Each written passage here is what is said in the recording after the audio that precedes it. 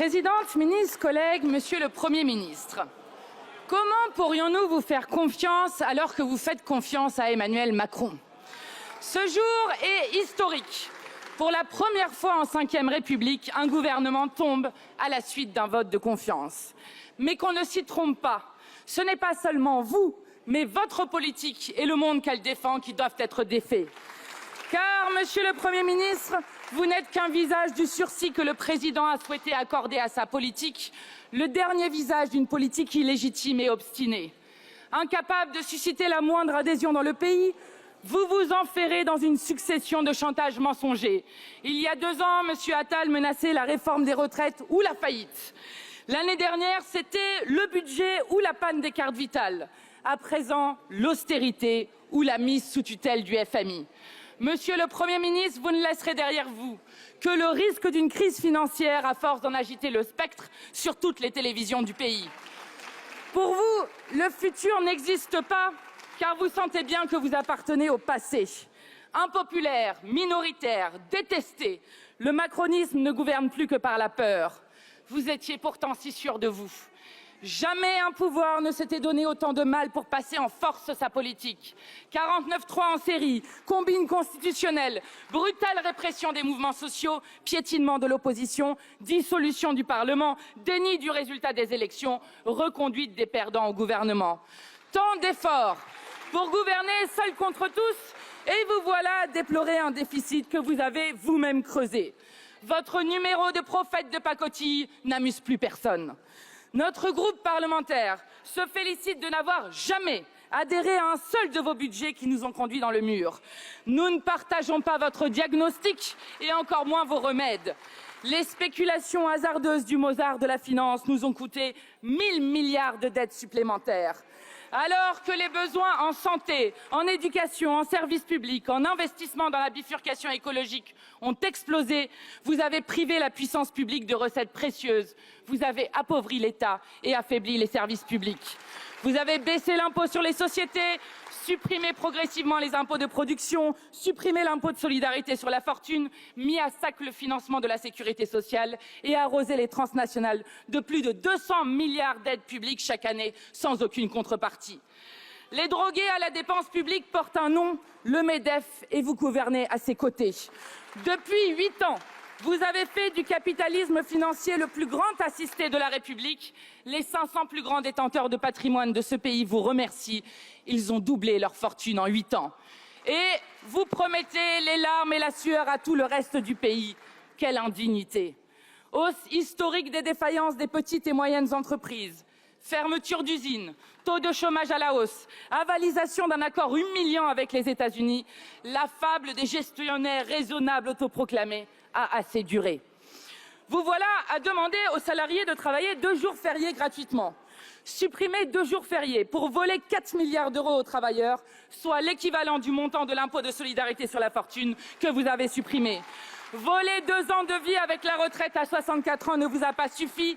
Il fallait, pour gaver ceux qui avaient déjà tout, priver ceux qui n'avaient rien, de la tranquillité même de ce rien.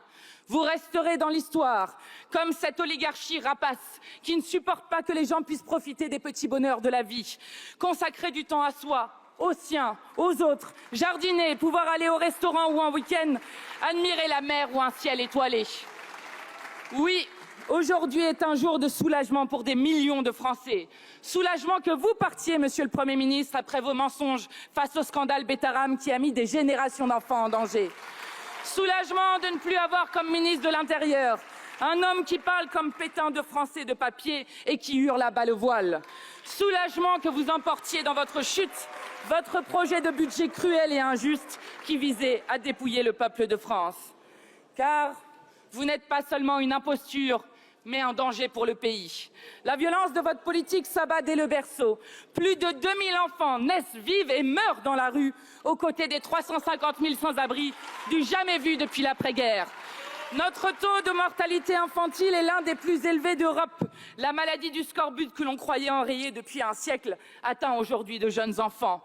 Vous n'avez pas dépensé un centime pour protéger les enfants des violences sexuelles, et ce, alors que 3 enfants par classe seraient victimes d'inceste.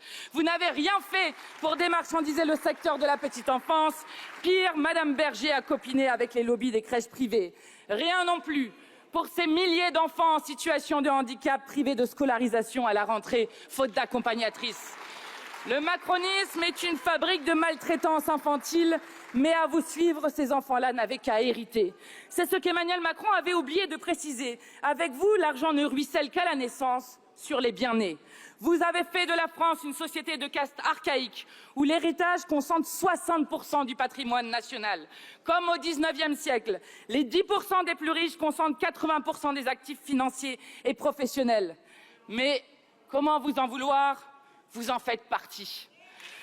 Pour être dans ces gouvernements très courts mais très sélects, il faut posséder au minimum 3 logements. Il faut de préférence être millionnaire, comme c'est le cas de 22 de vos ministres, qui ont généralement hérité de leur fortune.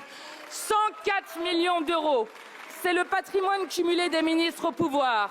La vérité de votre politique se trouve là. Mais vous n'êtes pas les seuls. L'extrême droite, votre assurance vie, apprend beaucoup de vous.